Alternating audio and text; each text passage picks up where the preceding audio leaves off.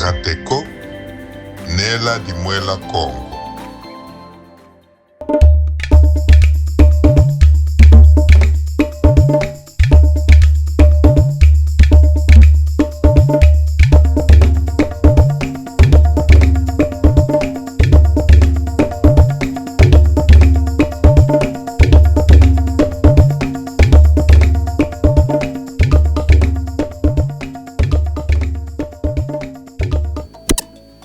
Ngoma ibudidi tangu ifweni bilandi Birateko Nela Dimwela Congo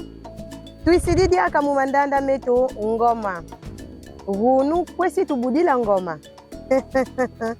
gunu tutabudila ngoma ubakwidi tuzei betukulu yubata kuboki la kwidi songidila yufuididi nkentu voyakala. Kanti masitu rogila gunu mamata didi bakwidi babakentu les veuves situ rogila bakwidi babakentu kima musitu rogila mamata didi bakwidi babakentu situ rogila nkwidi yofuidi di yakala nkinkala kafeti kala ezau puntwala bantu les comportements d'une veuve à la société mana masitu rogila gunu bampangi batona yakala fuidi lubutidie yani bana luzingidie yani ntangu ifweni nzambi umboke diwedi kwani kanti ngesiri gunu bamama nteti tutagogili batata lukala kwenu na pisi tuluvutukila benu diaka bamama tutagogila mama bo ufeti zingila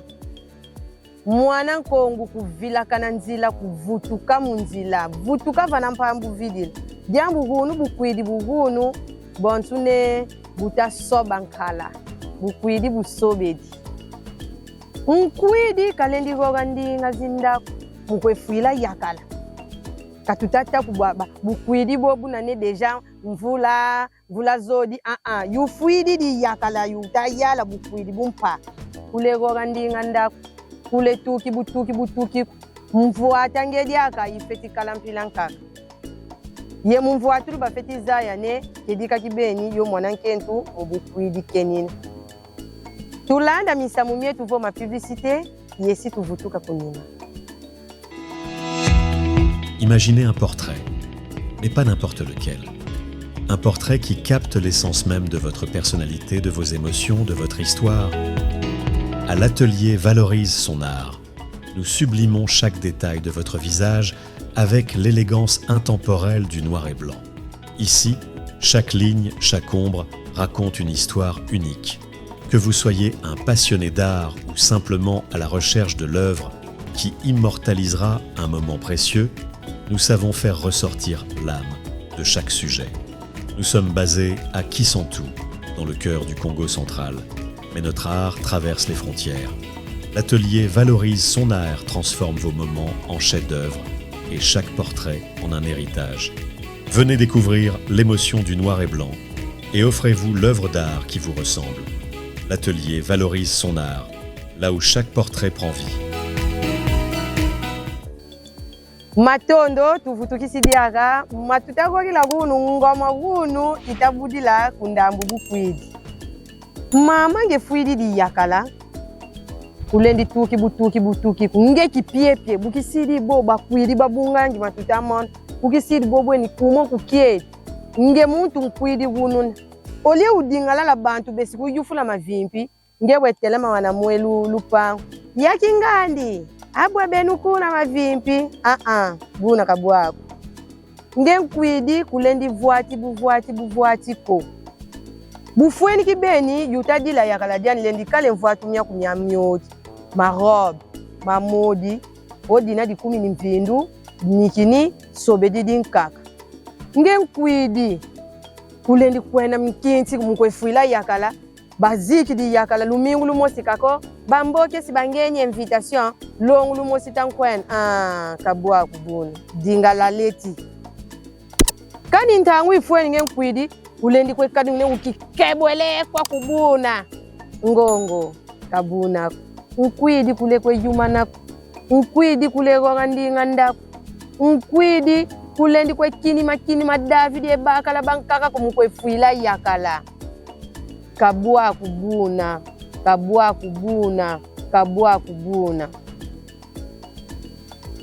Tulanda misamu vo ma publicité, yesi tuvutuka kunini. Imaginez un portrait, mais pas n'importe lequel.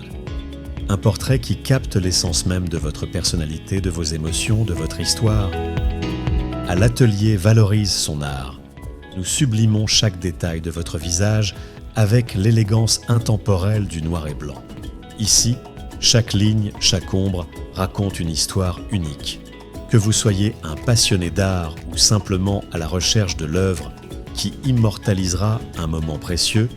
nous savons faire ressortir l'âme de chaque sujet. Nous sommes basés à Kisantu, dans le cœur du Congo central. Mais notre art traverse les frontières. L'atelier Valorise son art transforme vos moments en chefs-d'œuvre et chaque portrait en un héritage. Venez découvrir l'émotion du noir et blanc et offrez-vous l'œuvre d'art qui vous ressemble. L'atelier Valorise son art, là où chaque portrait prend vie. Matondo mafwana tuvutukisi mudam dibelu tubaki dibungangi luzane lutalanda mandanda ngoma vo tamtam. Yehunu ngoma itabudi la kundambu bukwidi tutahogila mama tadiri bukwidi nkwidi yufuidi di yakala vonkent kaba butahogila hunu bankwidi babana bakentu nkwidi ufeti dila yakala diako ntangu ini bukwidi ntangu ufeti yindu mina bwelu yezingila ye yakala diako bwelu le kadilanga bwelu butidi bana benu yenge nkwidi kulendi sweka bima bimuntu fuidi ko kadi bankwidi babengi befi yakala fuidi kanda di yakala disi tuki sabima ngeo kizei kwa mubima talabana bamvwatu bakwidi bankaka batasweka yemvwatu mibagala bawo.